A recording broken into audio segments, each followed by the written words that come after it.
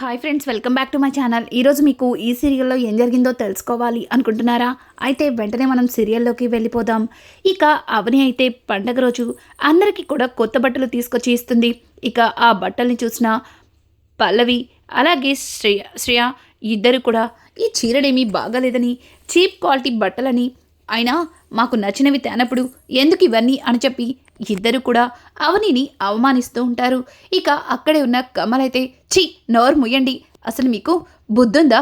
పండగ రోజు కనీసం మీ పుట్టింటి వాళ్ళు మీకు జాకెట్ ముక్క కూడా పెట్టేది లేదు, కానీ వదిన తెచ్చిన చీరలకి వంకలు పెడుతున్నారా?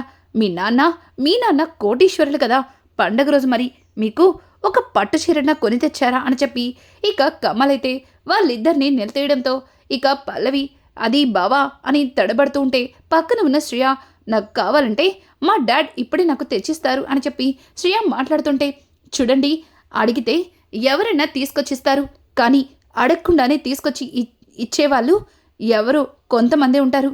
అందులో మా వదిన ఉంటుంది.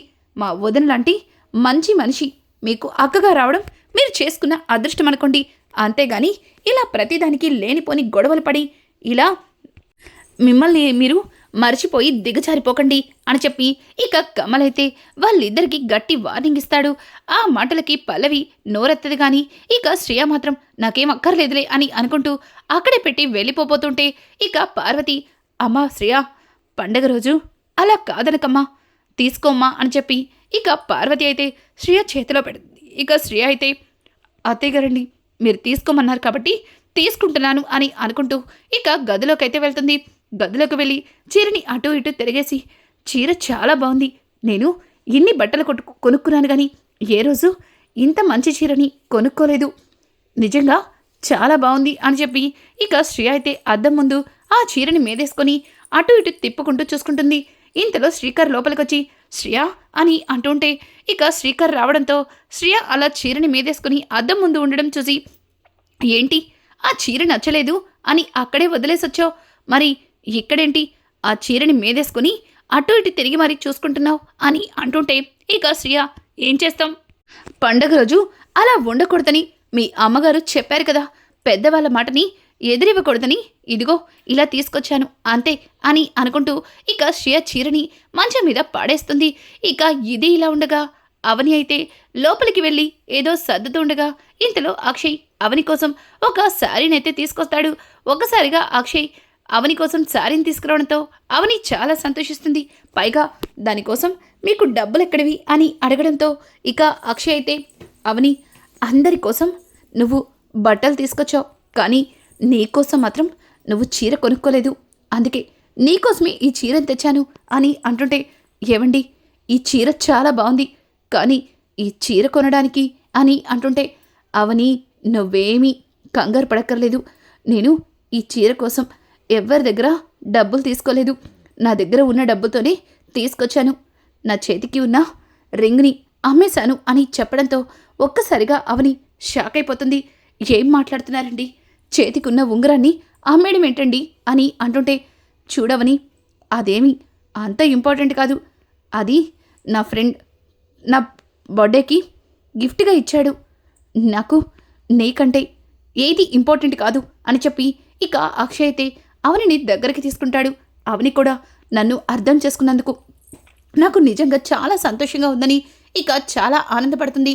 ఇది ఇలా ఉండగా ఇంతలో పూజారి గారు వచ్చి, అమ్మా అన్నీ సిద్ధమయ్యాయా అని అడగడంతో ఇక ఇంతలో పార్వతి, ఆ పూజారి గారు అన్నీ సిద్ధమయ్యాయి, ఇదిగోండి మీకు కావలసినవన్నీ మా కోడలు ఇక్కడే పెట్టింది అని చెప్పి ఇక పార్వతి అయితే పూజారి గారికి కావాల్సినవన్నీ ఏర్పాట్లు చేస్తుంది.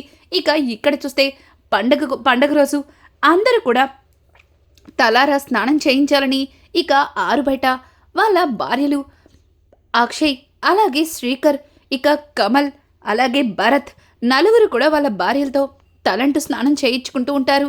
ఇంకా అలాగే వాళ్ళు కూడా వాళ్ళకి ప్రేమగా నలుగు పెట్టి తలారా స్నానం చేపిస్తారు. ఇదంతా చూసిన రాజేంద్ర అయితే చాలా సంతోషిస్తాడు. ఇక పార్వతి అయితే, ఏవండి వీళ్ళని చూస్తుంటే నాకు చాలా సంతోషంగా ఉందండి అని చెప్పి ఇంకా పార్వతి మాట్లాడుతూ ఉంటే పార్వతి మాటలకి రాజేంద్ర, అవును పార్వతి, ఎప్పుడు కొట్లాడుకునే వీళ్ళు కలిసి అలా ఉంటే చూడ్డానికి చాలా ఆనందంగా ఉంది. ఎప్పుడు కూడా నా ముగ్గురు కొడుకులు వాళ్ళ భార్యలతో ఇలాగే సంతోషంగా ఉండాలి అని చెప్పి ఇక రాజేంద్ర కలనీళ్ళు పెట్టుకుని అక్కడి నుంచి లోపలికైతే వెళ్ళిపోతాడు. తర్వాత అందరూ కూడా కొత్త బట్టలు వేసుకుని బయటకైతే వస్తారు. ఇక అందరూ కూడా పూజారి గారి దగ్గర వాళ్ళు తీసుకువచ్చిన లక్ష్మీ రూపుని ఇక ముందుగా పల్లవి అయితే, పంతులు గారండి ఇదిగోండి నా లక్ష్మీ రూపు పూజలో పెట్టండి అని చెప్పి పల్లవి ఆ తర్వాత శ్రేయ ఇస్తారు.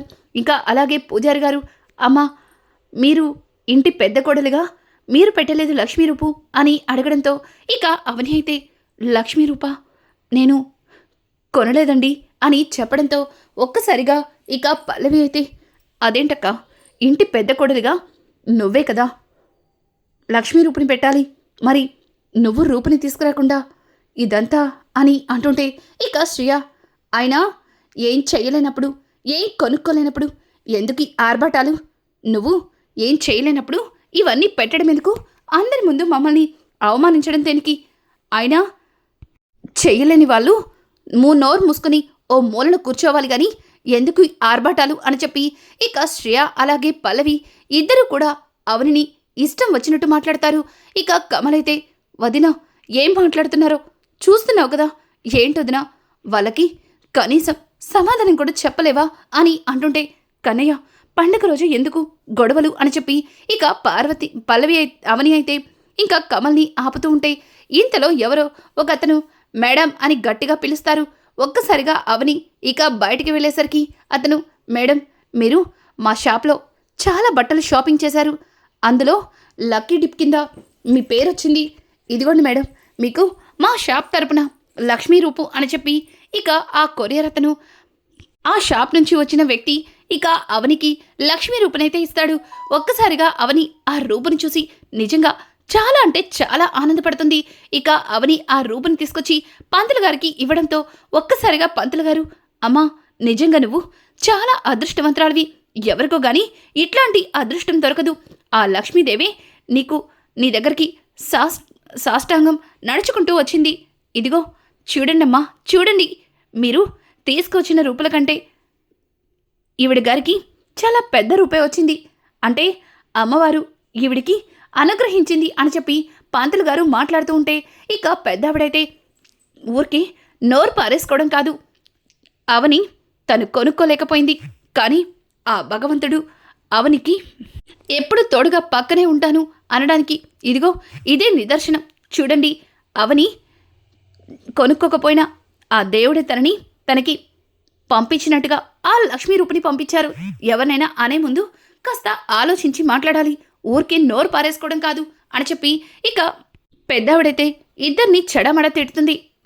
అలా పెట్టవే ముసల్దానా వీళ్ళిద్దరికీ, అప్పుడు గాని వీళ్ళకి బుద్ధి రాదు అని చెప్పి ఇక కమలైతే వాళ్ళిద్దరిని చెడమడ తిడతాడు.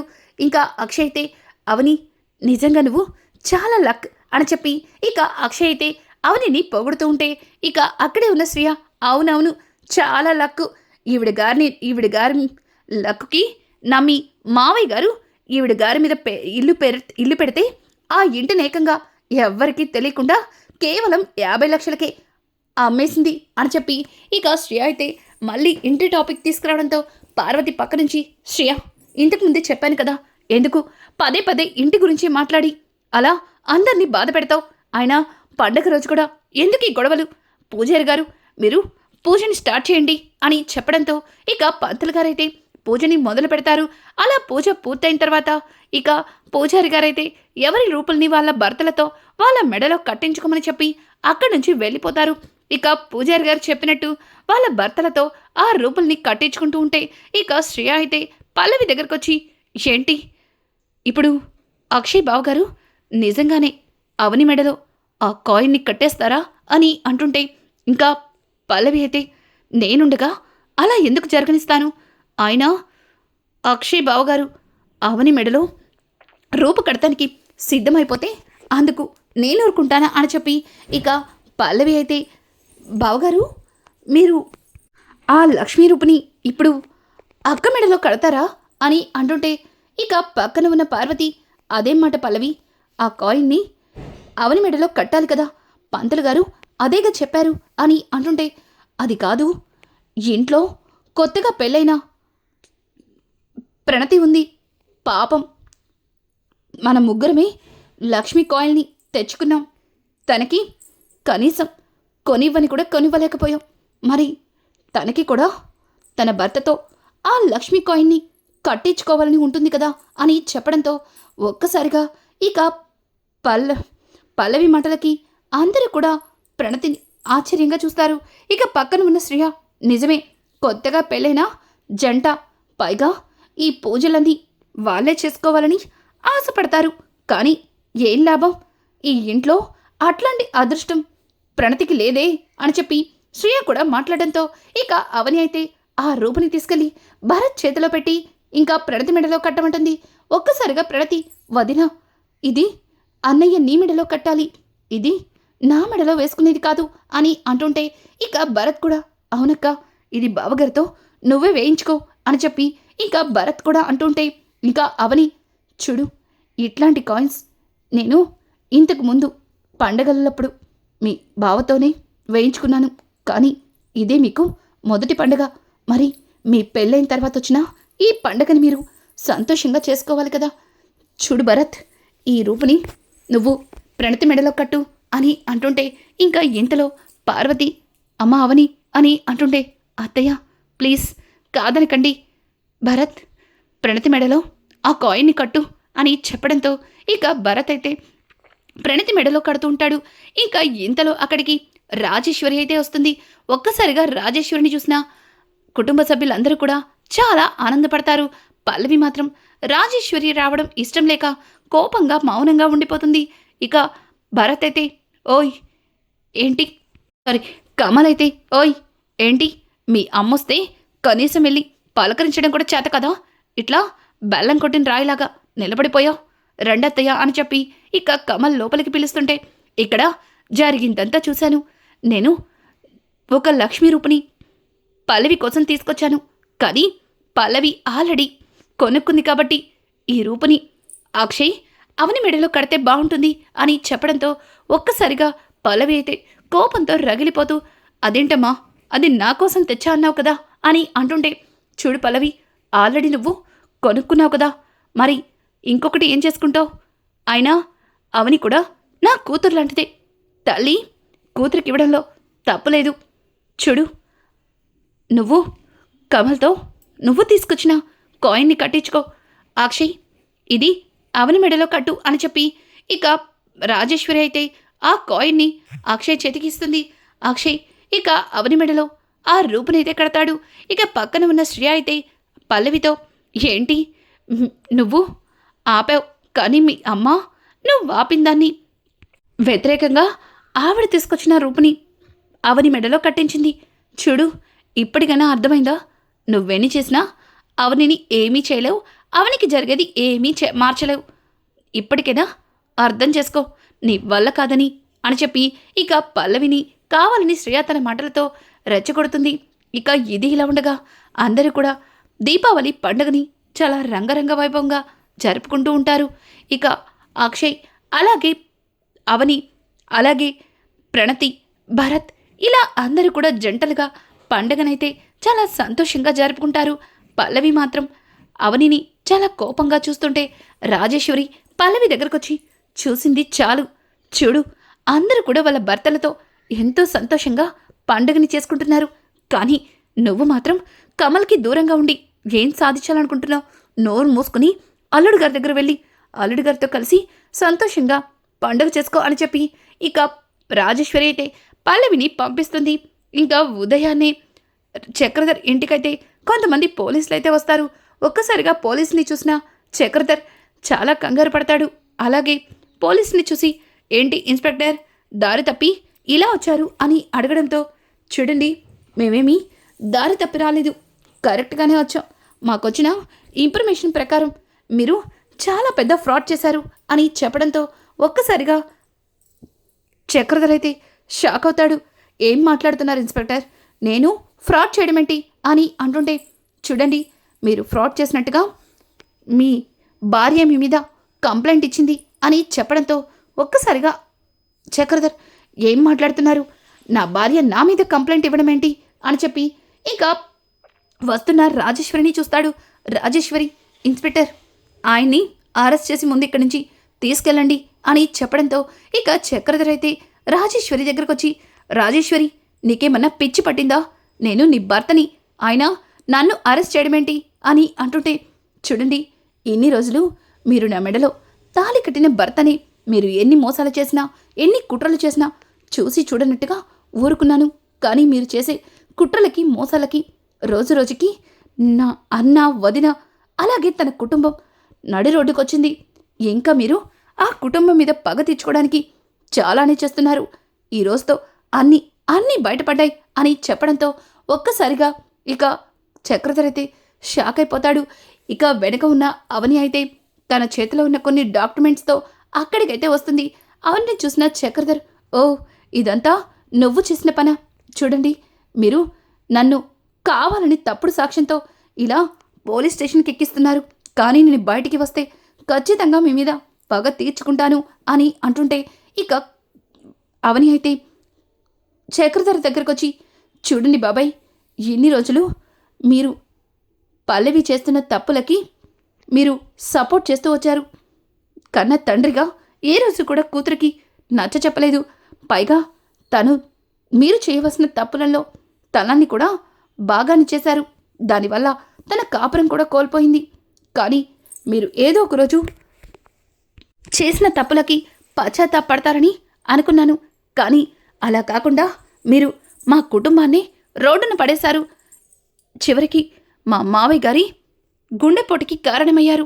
మీలాంటి వాళ్ళని వదిలిపెట్టొద్దని పిన్నిగారే చెప్పారు అని చెప్పి ఇక అవని అయితే రాజేశ్వరి వైపు చూడడంతో, రాజేశ్వరి, అవును, నేనే చెప్పాను మిమ్మల్ని అరెస్ట్ చేయమని, అలాగే మీ మీద కంప్లైంట్ ఇచ్చింది కూడా నేనే అని చెప్పి ఇక రాజేశ్వరి అన్న మాటలకి చక్రధర్ చాలా కోపంగా ఇక రాజేశ్వరి వైపు చూస్తూ పోలీసులతో అక్కడి నుంచి వెళ్ళిపోతాడు.